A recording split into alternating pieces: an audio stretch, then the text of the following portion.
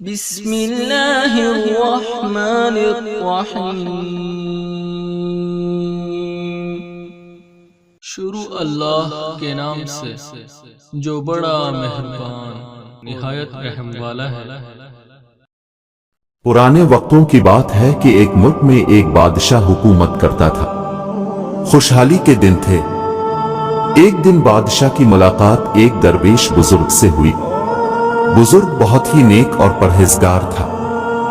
بادشاہ ان سے بہت عزت سے پیش آیا اور ملاقات کے آخر میں ان سے فرمائش کی کہ مجھے کوئی ایسی چیز، تعویذ، وظیفہ وغیرہ لکھ دے جو انتہائی مشکل وقت میں میرے کام آئے۔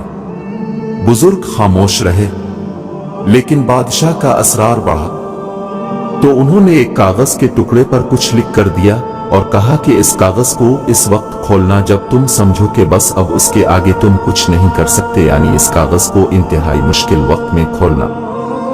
قدرت کا کرنا ایسا ہوا کہ کچھ ہی عرصے بعد اس ملک پر حملہ ہو گیا اور دشمن کی فوج نے بادشاہ کی فوج کو الٹ پلٹ کر رکھ دیا۔ بادشاہ کو اپنی جان کے لالے پڑ گئے اور وہ بھاگ کر کسی جنگل کے غار میں چھپ گیا۔ دشمن کی فوجیں اس کے پیچھے تھی اور وہ تھک کر اپنی موت کا انتظار کر رہا تھا۔ پھر اچانک اس کے ذہن میں درویش بابا کا دیا ہوا کاغذ یاد آیا۔ اس نے اپنی جیبیں ٹٹولی تو وہ کاغذ خوش قسمتی سے اس کے پاس ہی تھا۔ سپاہیوں کے جوتوں کی آہٹ اس کے قریب آتی سنائی دے رہی تھی۔ اب اس کے پاس کاغذ کھولنے کے سوا کوئی چارہ نہیں تھا۔ جب اس نے کاغذ کھولا تو اس پر لکھا ہوا تھا، یہ وقت بھی گزر جائے گا۔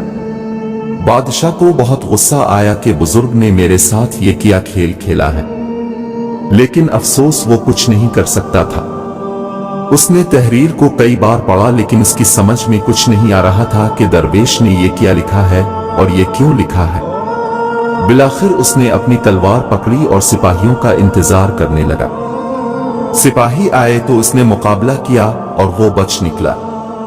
اس کے بعد کئی مدت تک بادشاہ بہت خوار ہوا۔ کافی سال وہ اس مصیبت کو جھیلتا رہا۔ آخر کار اس نے دوبارہ ہمت کی اور اپنی فوج اکٹھی کرنا شروع کر دی۔ کافی سالوں کی محنت کے بعد اس نے اپنی فوج اکٹھی کر لی اور دوبارہ سے اس ملک پر حملہ کر دیا اور خوش قسمتی سے اس جنگ میں اس کو فتح نصیب ہوئی اور وہ ایک بار پھر اس سلطنت کا بادشاہ بن گیا۔